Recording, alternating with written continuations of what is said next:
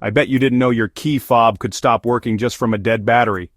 Or that it might be your car's fault, not the fob. Let's run through the top causes and quick fixes. First up, batteries. If your key fob isn't unlocking the doors or starting the engine, try changing the battery.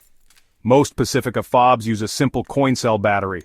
Pop open the case with a small screwdriver, swap in a new one, problem solved for most people. Next, make sure nothing's blocking the signal.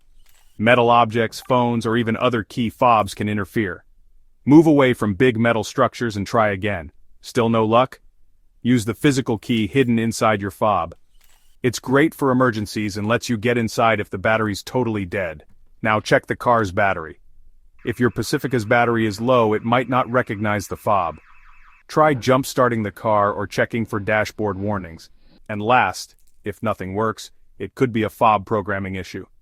Sometimes the fob loses its connection to your car, especially after a battery change. You'll need a dealer or a locksmith to reprogram it. So, next time your Chrysler Pacifica key fob won't work, remember, check the battery, look for interference, try the backup key, and don't forget about the car's own battery. Stay safe, and good luck.